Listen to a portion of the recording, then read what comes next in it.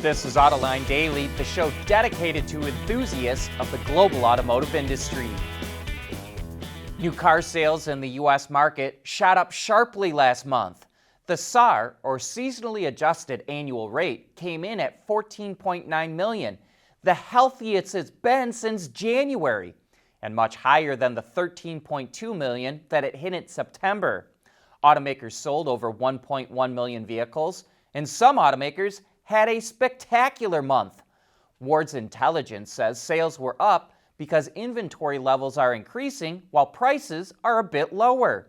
GM saw its sales jump 57% as it was able to start shipping vehicles that were already built but missing some parts. Subaru shot up 37%, Mazda was up nearly 34%, Tesla was up 33%, and Toyota was up 32%. Mercedes, Nissan, Hyundai, Kia, JLR, and the VW Group all posted better sales, but some posted lower sales, including BMW, Ford, Honda, Mitsubishi, Stellantis, and Volvo. Bespoke luxury vehicles have been around for over 100 years. Bespoke is something that is made specifically for its user, and at some luxury brands, owners can pretty much order anything they want on their vehicle. And of course, they pay a whole lot to get what they want. So now we seem to be entering something of a golden age of bespoke luxury vehicles that are made in extremely low volume. All the luxury brands are jumping in on the action. And meet the latest one, the Bentley Bentayga Odyssey Edition. They're only going to make 70 of them, and they cost a cool $334,000. Bespoke models like these have really paid off for Bentley. In the third quarter, it sold just over 11,000 vehicles, up only 3%, but its revenue shot up 28%, and it more than doubled its operating profit to $568 million. Bespoke models are so profitable because they don't require more fixed costs, and luxury buyers will more than happily pay for the markup to get something that is truly exclusive.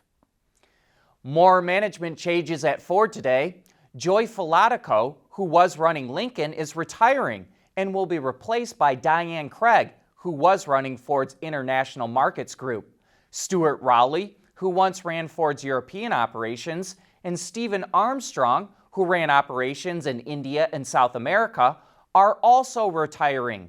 Meanwhile, Jim Bombick is taking on even more responsibility. He's now the Vice President for Product Development, Cycle Planning, Internal Combustion Engine Programs, and Quality. Here's our Autoline insight. CEO Jim Farley is clearly flattening Ford's management structure, literally taking out several layers of management, all with the goal of getting the company to move faster. Tesla is sending a small army of engineers and production staff from its Shanghai factory to its Fremont plant in California in an effort to boost production. Bloomberg reports around 200 people will be sent to Fremont, and the project will last at least 3 months. Tesla recently upgraded its Shanghai plant with new equipment, and it's now able to produce 1 million plus vehicles a year, double what it previously could make. The Fremont plant has the capacity to build 650,000 vehicles a year. But thanks to the Shanghai updates, Tesla was able to significantly improve wait times for a vehicle in China. It's now down to 1 to 4 weeks from a previous high of 22 weeks earlier this year.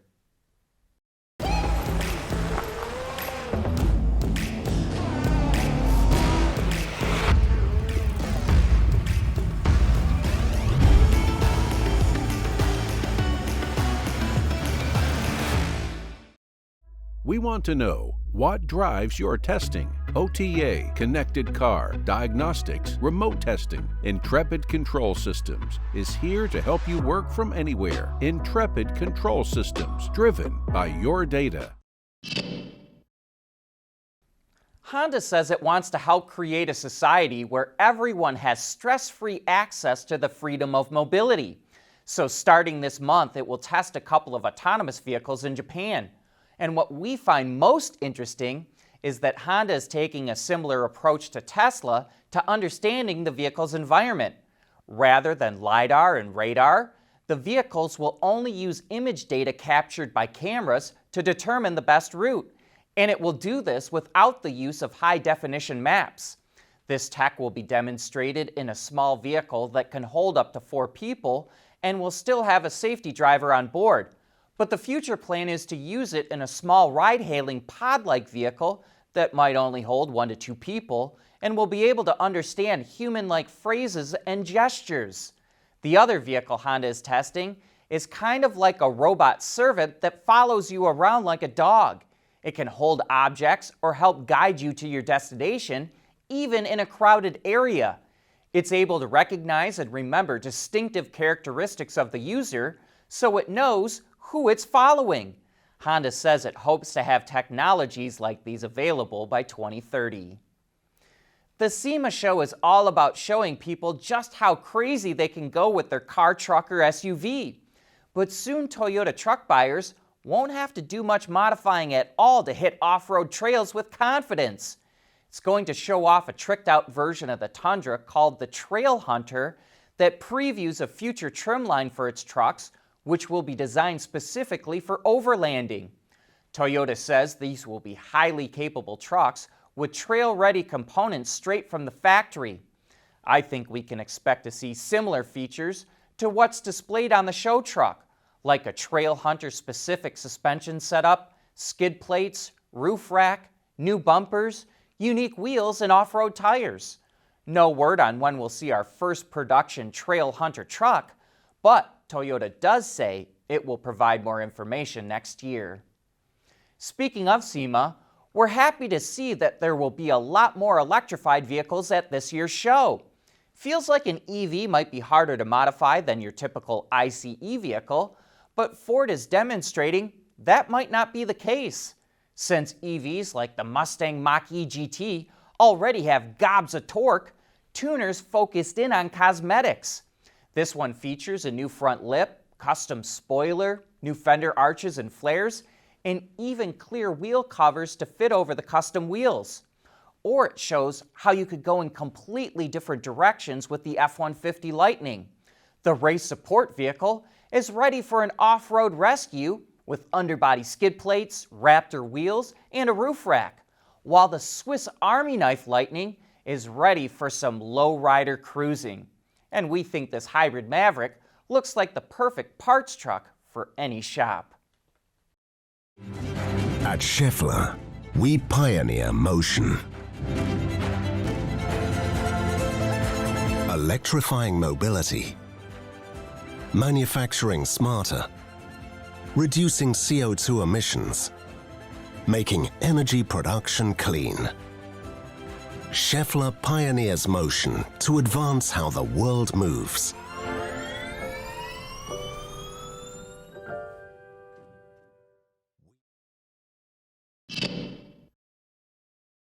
Look for the Chinese auto industry to really start expanding overseas, so says Joe McCabe, the CEO of Auto Forecast Solutions. He says Chinese automakers and suppliers really don't have a choice. By 2030, he says there will be 112 different Chinese car companies with 105 car brands. And they're going to saturate their home market and will only be able to survive by expanding overseas, including the U.S. McCabe says Guangzhou Automobile Group, Chery Automobile, BYD, Geely Auto, and SAIC Motor already have plans to enter the U.S. market later in this decade. Mercedes is pricing the U.S. version of its EQE electric sedan at just over $76,000, including destination charges. That's the base price. The top-of-the-line 4MATIC all-wheel drive model starts at $92,650. The EQE comes with a 90.6 kilowatt-hour battery pack that provides an EPA-estimated 305 miles of range. It will go on sale in the U.S. by the end of the year.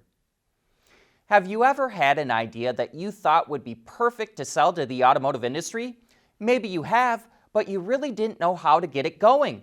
Or maybe you've developed a pretty good idea, but you need a lot more funding.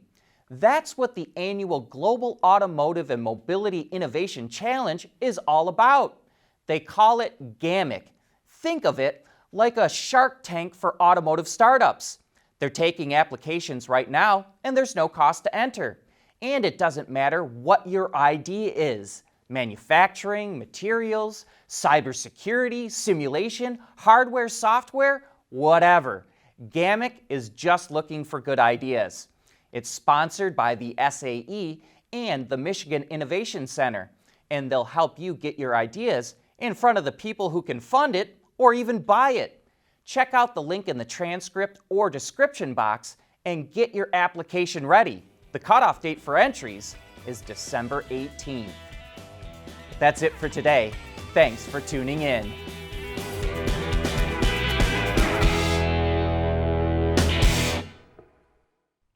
Autoline Daily is brought to you by Bridgestone, solutions for your journey. Intrepid Control Systems, over-the-air engineering, boost your game. And by Scheffler, we pioneer motion.